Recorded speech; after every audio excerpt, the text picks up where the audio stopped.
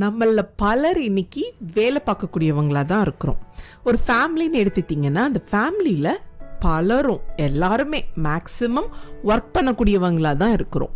So நம்ம ஏதாவது ஒரு லீடர்ஷிப் ரோல் கண்டிப்பாக நம்மளுடைய வேலை பார்க்குற இடத்துல ப்ளே பண்ண வேண்டிய சூழ்நிலை இருக்கும். இல்லைனா ஒரு லீடராக நம்ம இருக்கக்கூடிய ஒரு பொசிஷனில் தான் நம்ம இருந்துட்டு இருப்போம். ஸோ இன்னைக்கு நம்ம பார்க்க போகிறது என்ன அப்படின்னா, வேதாகமத்திலிருந்து ஆண்டவராகிய இயேசு கிறிஸ்துவின் இடத்துல இருந்து நம்ம கற்றுக்கொள்ள போகிற தலைமைத்துவ பண்பு தான். ஸோ நிறைய லீடர்ஷிப் கேரக்டரிஸ்டிக்ஸ் நம்ம ஆண்டவர்கிட்ட இருந்து நம்ம கற்றுக்க முடியும். இன்னைக்கு நம்ம பார்க்க போகிறது எல்லாருக்குமே தெரிஞ்ச ஒரு ஸ்டோரி. அதுல இருந்து தான் நம்ம இன்னைக்கு பார்க்க போகிறோம்.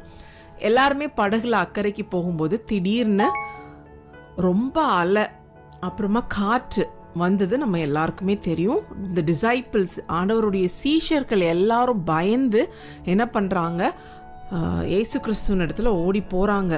நாங்கள் எல்லாருமே இங்கே அலறி கத்திட்டு சாகக்கூடிய நிலைமையில இருக்கிறோம். we are going to drown. நாங்கள் அமிழ்ந்து போகக்கூடிய நிலைமையில இருக்கிறோம். நீங்கள் என்ன பண்ணுறீங்க, நல்லா ரிலாக்ஸ்டாக தூங்கிட்டு இருக்கிறீங்க அப்படின்னு சொல்லிட்டு இந்த டிசைபிள்ஸ் போய் கேட்குறாங்க. இன்னைக்குள்ள சூழ்நிலையை எடுத்து பாருங்க. நம்ம கீழே ஒர்க் பண்ணுறவங்களா இல்லை நம்ம கூட ஒர்க் பண்ணுறவங்க என்ன நினைக்கலாம், பாரு ஏசி ரூமில் உட்காந்துருக்காங்க, நல்லா கம்ஃபர்டபுளான சேரில் உட்காந்துருக்குறாங்க, அவங்களுக்கு தனி கேபின் இருக்குது, அவங்களுக்கு என்னப்பா எல்லா வேலையும் நம்ம கிட்ட கொடுத்துட்டு ஜாலியாக ரெஸ்ட் எடுத்துட்டு இருப்பாங்க. இப்படி தான் பேசுவாங்க. இதே மாதிரி தான் அந்த காலத்தில் ஏசு கிறிஸ்துவையும் என்ன சொல்கிறாங்க, பாரு அவர் தூங்கிட்டு இருக்கிறாரு, நீங்கள் தூங்கிட்டு இருக்கிறீங்க, நாங்கள் அமிழ்ந்து போகிறோம் அப்படின்னு சொல்லிட்டு போய் கேட்குறாங்க. உடனே ஏசு கிறிஸ்து என்ன பண்ணுறாரு, உடனே அவங்க கிட்ட கத்தலை, அவங்க கிட்ட கோபப்படலை. உடனே என்ன பண்ணுறாரு, என்ன ப்ராப்ளம்னு பார்த்து அந்த ப்ராப்ளமை ஃபஸ்ட்டு சால்வ் பண்ணுறாரு. ஸோ பிரியமானவர்களே, நம்மளும் ஏசு கிறிஸ்துவ இருந்து கற்றுக்கொள்ள வேண்டிய முதல் பண்பு இந்த கதையிலிருந்து என்ன அப்படின்னா, ஃபர்ஸ்ட் அந்த ப்ராப்ளம் என்ன அப்படின்னு பார்த்து அந்த ப்ராப்ளமை அட்ரெஸ் பண்ணுங்க. உங்ககிட்ட யாராவது பிரச்சனைன்னு ஓடி வராங்க அப்படின்னா, சரி அவங்களே சால்வ் பண்ணிட்டு போட்டு அப்படின்னு சொல்லிட்டு விட்டுறாதீங்க. You give opportunity to them. Yesu Kristhu அமைதியாக தூங்கிட்டு இருந்தாரு, அவங்களால சமாளிக்க முடியுமா என்னன்னு ஆண்டவர் ஒருவேளை பார்த்துருந்துருக்கலாம். So you wait patiently.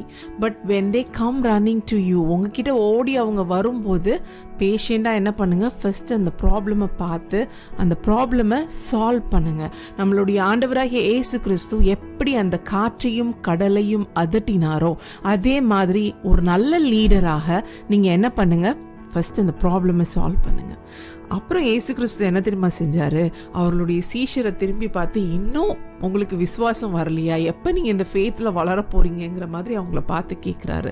So நீங்கள் அடுத்தது செய்ய வேண்டிய விஷயம் என்ன அப்படின்னா, உடனே கத்தாதீங்க. இவ்வளோ வருஷம் எக்ஸ்பீரியன்ஸ் இருக்குது, இவ்வளோ வருஷம் என் கூடயே இருக்கிற, உனக்கு இது தெரியாதா, இது சால்வ் பண்ண தெரியாதா, this is a piece of cake, இந்த மாதிரிப்பட்ட வார்த்தைகளை யூஸ் பண்ணி அவங்கள என்ன பண்ணாதீங்க, ஒரு மாதிரி அந்த நேரத்தில் அவங்கள அன்கம்ஃபர்டபுளாக ஃபீல் பண்ண வைக்காதீங்க. அவங்களே என்ன பண்ணணும், ரியலைஸ் பண்ணணும்.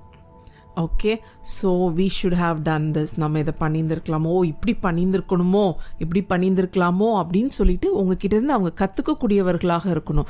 நீங்கள் அந்த இடத்துல ஒரு இன்ஃப்ளூயன்சிங் பவராக இருந்திருக்கணும். ஸோ ஆண்டவராகிய இயேசு கிறிஸ்து இந்த உலகத்தில் இருக்கிற நாட்களில் எல்லாம் அவருடைய சீஷர்களுக்கு அவர் நல்ல எக்ஸாம்பிள்ஸை செட் பண்ணியிருக்கிறாரு. அவர் இந்த உலகத்திலிருந்து எடுக்கப்பட்ட போது அதுக்கு பிறகு உள்ள காலங்களில் பார்த்தீங்க அப்படின்னா சீஷர்கள் பயங்கரமான உபத்திரவத்துக்குள்ளால போனாங்க. ஆனால் அவங்க கலங்கி போகலை, துவண்டு போகலை. ஆண்டவராகிய இயேசு கிறிஸ்து அவங்களுக்கு கற்றுக் கொடுத்த பாடங்கள் அவங்க பிற்காலத்தில் அவங்களுக்கு பிரயோஜனம் உள்ளதாக இருந்தது. சாட்சி உள்ள வாழ்க்கையை வாழ்ந்தாங்க. ஸோ நம்ம கீழே வேலை பார்க்குறவங்களா இருக்கட்டும், நம்ம கூட ஒர்க் பண்ணுறவங்களா இருக்கட்டும், நீங்கள் ஒரு இன்ஃப்ளூயன்சிங் பவராக இருங்க. ஒரு இன்ஃப்ளூயன்ஷியல் லீடர்ஷிப் உங்ககிட்ட இருந்து புறப்பட்டு போகட்டும்.